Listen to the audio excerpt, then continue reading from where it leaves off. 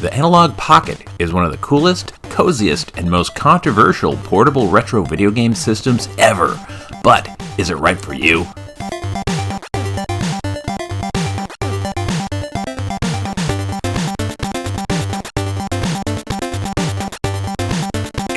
Joystick.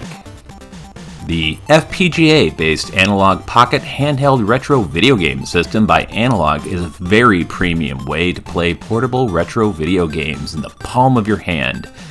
It is the vinyl records way to play portable video game cartridges. I finally got an Analogue Pocket, one of the newly manufactured batches that's now shipping. This video is to show you what to expect if you want to get a new one in 2024. First, I'm going to go over the Analogue Pocket before going into OpenFPGA. Why review it now after being on the market for over 2 years? Well, you can now easily get one, and they also released Analogue OS software 2.1. The firmware is way better now than when it was first released. They finally added many of the promised features. It is way more mature now. The past 2 years have been a bit of a public beta test, so I tip my hat to people that have been using the Analogue Pocket in the past 2 years. Now that a lot of the kinks have been worked out, it is an awesome system to have. It is a very high quality FPGA-based handheld retro video game system that can play Game Boy, Game Boy Color, and Game Boy Advance cartridges out of the box with an unprecedented level of accuracy, compatibility, and comfort. The Analogue Pocket is the vinyl records, or VHS, of playing Game Boy cartridges. Totally over the top, but still totally worth it. It is quite indulgent with a lot of hipster snobbery, but there's no denying that people enjoy it, and people enjoying things is the whole purpose of things like video games. The Analogue Pocket is great for people who have a lot of game cartridges. It's for people who want a better way to play portable games, and for those who want to experiment with FPGA. If you're gonna do it right. It is deliberately indulgent by design.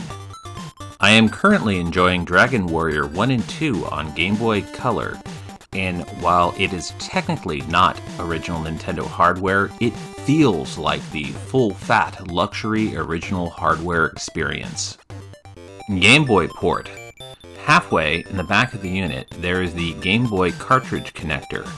Rather than having it being recessed completely, it is only slightly recessed. All of these special cartridges that I have tried, such as Kirby Tilt and Tumble, Yoshi's Topsy-Turvy, and WarioWare Twisted, all worked fine on it, as does the Game Boy camera. I tell you, there's just some tangible magic in having a real game cartridge slot.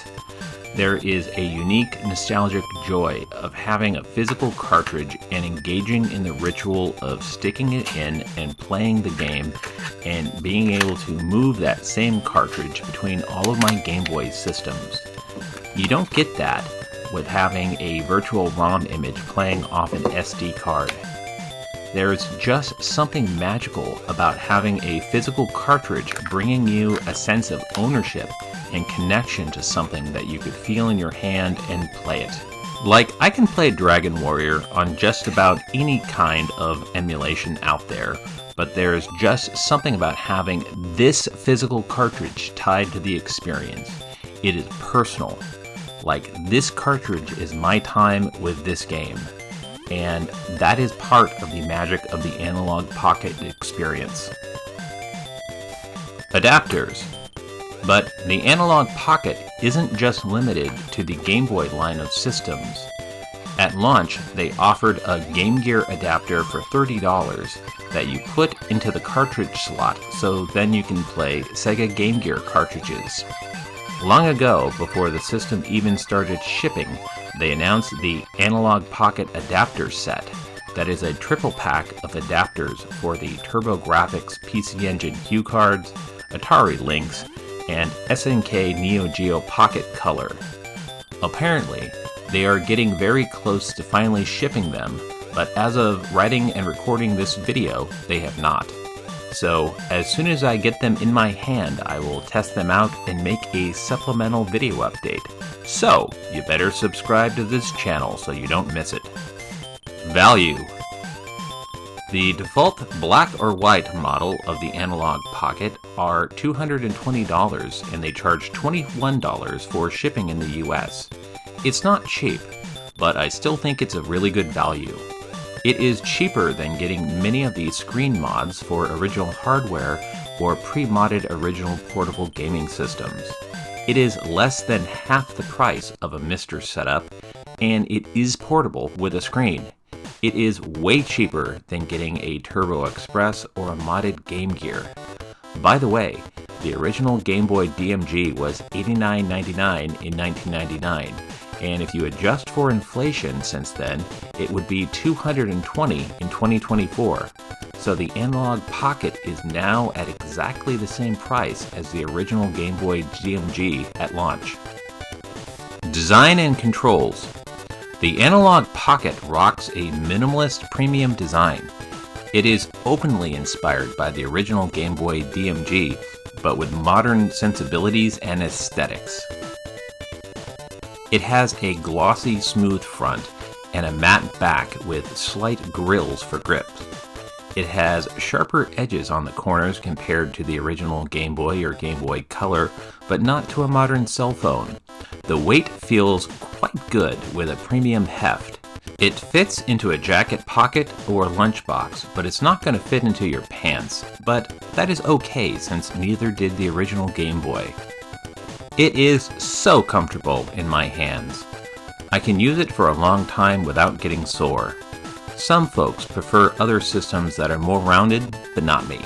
But instead of the dual horizontal but slightly diagonal A and B buttons of the Game Boy, the Analogue Pocket features a Super Nintendo gamepad of A, B, X, Y buttons in a circle, and the Game Boy Advance style L and R shoulder buttons are halfway in the back towards the middle of the unit. The L and R shoulder buttons are also immediately next to the Game Boy cartridge port, so you have to press the buttons with the tips of your fingers and not further down the joint by wrapping your hands, because the cartridge is going to be right there and your fingers might come in contact with the cartridge. Some people were concerned that this would cause cartridges to become loose during gameplay, but I haven't had that problem. For Game Boy Advance games, you can mirror the shoulder buttons on the X and Y buttons on the front of the unit. It features a really good D-pad, but with no circle indent in the middle or arrows. It is so close to feeling like a Game Boy, but all it's missing is a little circle divot. This might be a stylistic choice, or it might be the result of Nintendo's patents that they didn't want to infringe on. Either way, it is an absolutely great gamepad that is quick and responsive and feels wonderful. The A, B, and XY buttons are convex, clicky, and good. They are membrane-based and are very responsive. It feels very much like Game Boy buttons, but with a Super Famicom arrangement. The Start, Select, and Menu buttons are towards the bottom of the front of the unit, and they are 3 little circle buttons. I understand that's why they located there.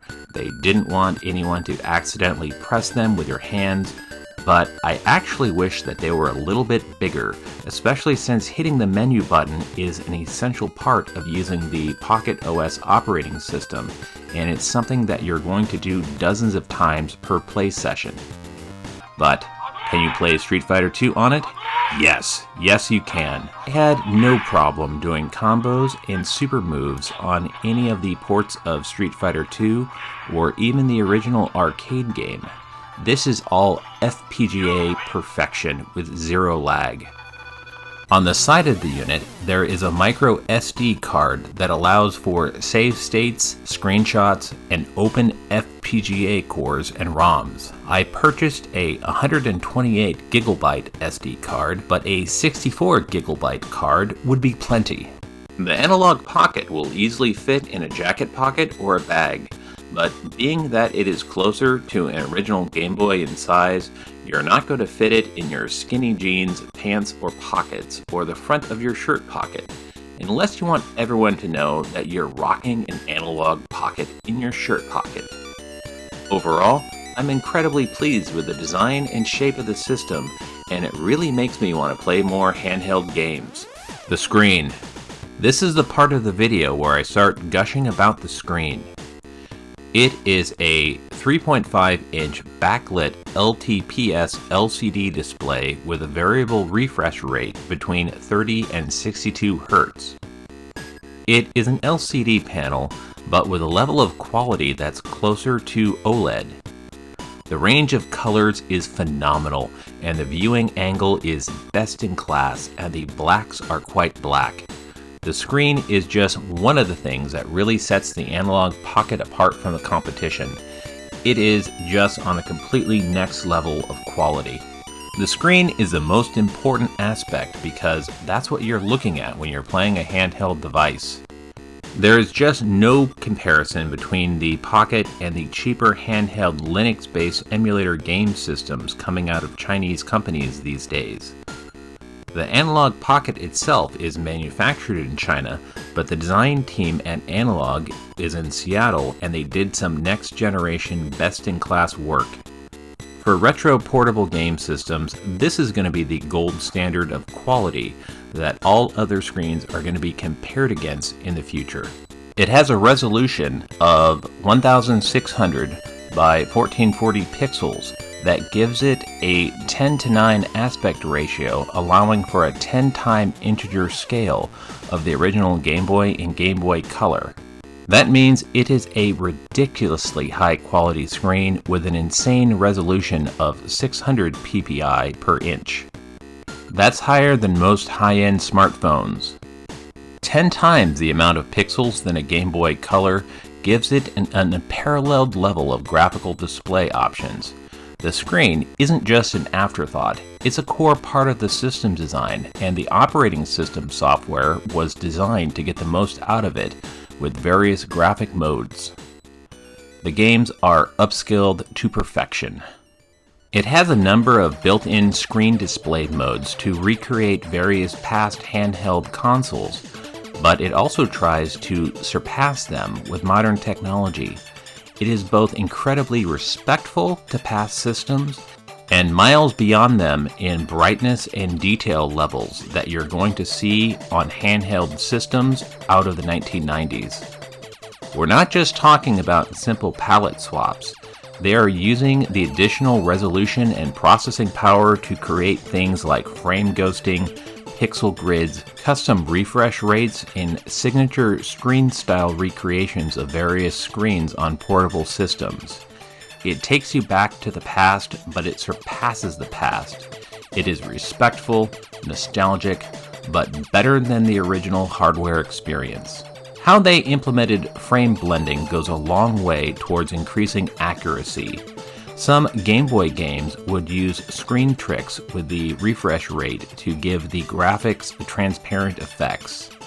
The Chomp Chomp chain in Legend of Zelda Link's Awakening and Parodiasta use this quite often.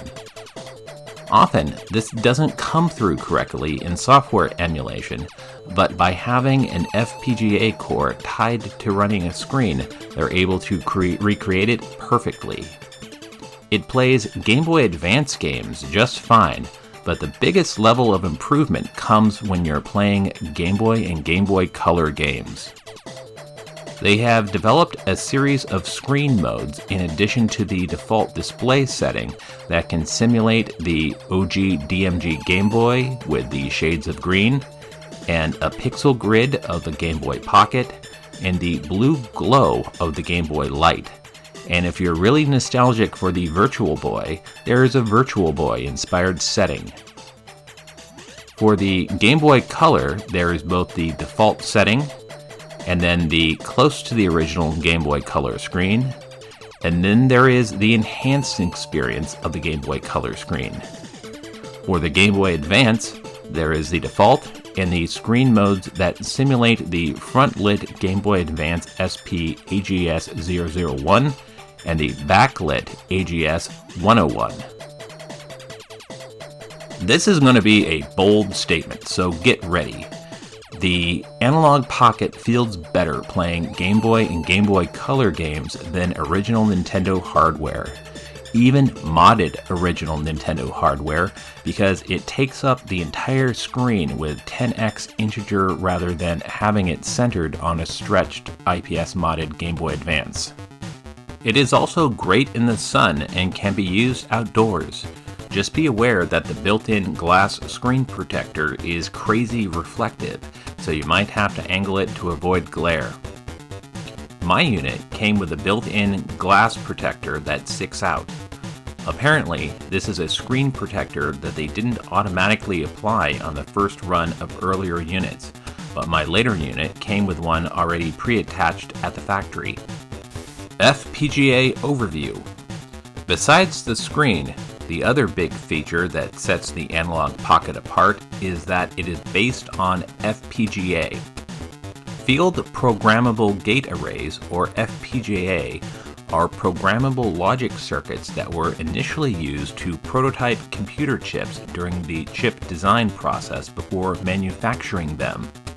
The gate arrays can be programmed to assume the form of circuits making up a series of chips, and in doing so, the virtual FPGA machine will respond exactly the same way as a real-world physical version. Then gamers figured out that they could use them to recreate retro video game systems with an unparalleled degree of accuracy.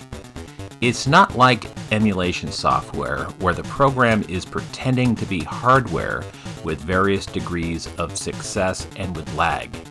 The entire sales pitch of the Analogue Pocket is that it strives to be as accurate as the real thing, but better. And for the most part, it completely delivers. The Analogue Pocket is a great way to dip your toes into the waters of FPGA gaming. Performance. The Analogue Pocket OS is really quick and snappy. Besides the boot up and launching a Neo Geo core, there is almost no waiting. I love it. It is quicker than the Mu Mini Plus at getting to the gameplay. The Pocket is less powerful than a MiSTer setup, but it is still pretty impressive for the price. At $220, the Pocket is almost half the cost of the most basic MiSTer system setup that starts at $450 and then can shoot up from there. The Analogue Pocket is not powerful enough to run PS1 or Saturn, but it can run every 8-bit, 16-bit, and cartridge-based portable system. Most FPGA cores are ported from MiSTer cores, and that's a good thing. Sound. The Pocket sports really good dual speakers on the top of the unit. It actually sounds way better than original Nintendo hardware. I'm amazed how much better Game Boy games sound, and you can really hear the stereo. There is zero audio lag with unparalleled sound recreation. On the bottom, there is a 3.5mm headphone jack, and using headphones while playing Streets of Rage on the Genesis takes it to a whole other level. Unfortunately, there is no Bluetooth chip for Bluetooth headsets. USB-C headphones do not work. The 4,300 milliamp lithium-ion rechargeable battery charges via USB-C and supports 18-watt fast charging that can go from empty to full in 2 hours. You can expect 6 to 10 hours of gameplay, which is good since many of the FPGA cores are designed for performance and not for battery life. There is a convenient on-screen indicator giving you a battery percentage. I have USB-C cables all over my place, and I love being able to charge my phone, my portable gaming device, and my Chromebook all with the same cord. It is also convenient that I can charge it at work via USB-C and don't have to lug around a special charger. I like the light indicator on the bottom that shows that it is on and if it is charging or fully charged. Sadly, there is no wireless charging. I would love to see wireless charging and Bluetooth in later revisions. One feature that I ended up liking way more than I had expected is the memory save state function. If you hold the menu button and then tap up, you can save a copy of the active RAM of the virtual game machine to the SD card. It is very impressive that you can do this using real cartridges. Hypothetically, this could be a very powerful tool to back up and save your childhood Pokemon cartridge before replacing the battery in it. You could use the memory save states to make an image of the game data in a Game Boy cartridge and then replace the battery on the onboard cartridge. I could see the Analogue Pocket joining the Retron 5 in being an indispensable tool for individuals who can replace batteries and work on restoring cartridges. Very cool. EverDrive Compatibility. The fact that I'm putting a powerful FPGA-based game cartridge inside a powerful FPGA-based game console puts a smile on my face. Apparently, the compatibility between the EverDrive line and the Analogue Pocket was a little iffy at first, but I'm running both the latest firmware on all devices and they seem to work great together. My EverDrive GBA X5 for Game Boy Advance games works great. This is especially cool since the EverDrive GBA X5 does not have built-in save state functions. You cannot use the sleep and wake function when using an EverDrive, but since you can save a save state and then back out to the Pocket OS menu, it creates a little more steps. Using the EverDrive GBX7 for Game Boy and Game Boy Color games works both with memories and the EverDrive's built-in save states using the menu button on the top of the EverDrive GBX7 cartridge. If you leave Auto Detect mode in the Game Boy system setting on the Pocket on, it will load the EverDrive as a Game Boy Color cart when you start the cartridge. Regular Game Boy games on the EverDrive will work with the Game Boy Color graphics modes, but if you try to play a Game Boy game on the EverDrive, you will not be able to use the Game Boy specific graphics modes unless you put the GB setting into Force Game Boy mode. The Analogue Pocket is the first device that runs the Analogue OS software. It is a closed source system that they developed first for the Pocket, but then made a version for it for the Analogue Duo, and it will play a big role in future products from the company. Now, one of the most controversial things about Analogue is how they have gone about their business.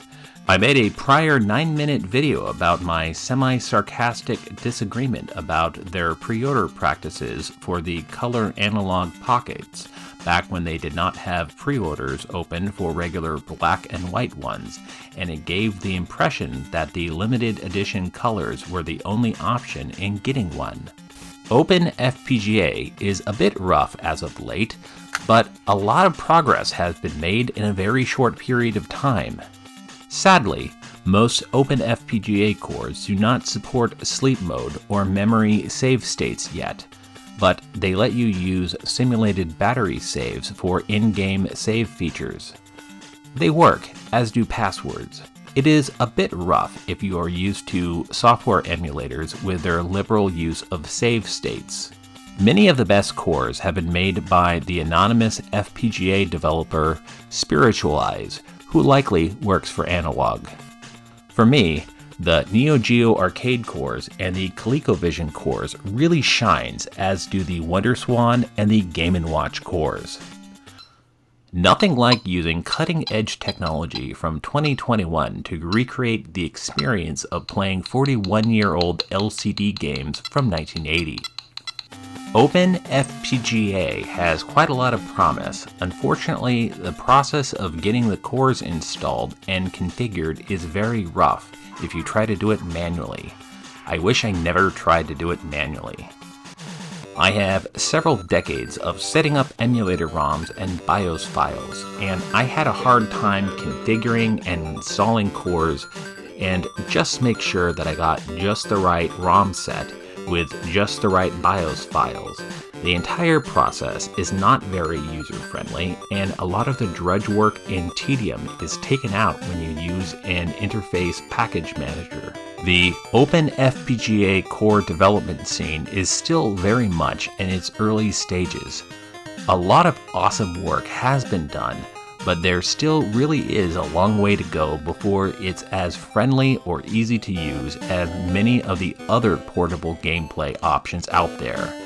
The Pocket is not going to replace a RetroPie or a Mister, but I have no doubt that the ease of use is only going to get better as these existing cores get more polished now that they are running well.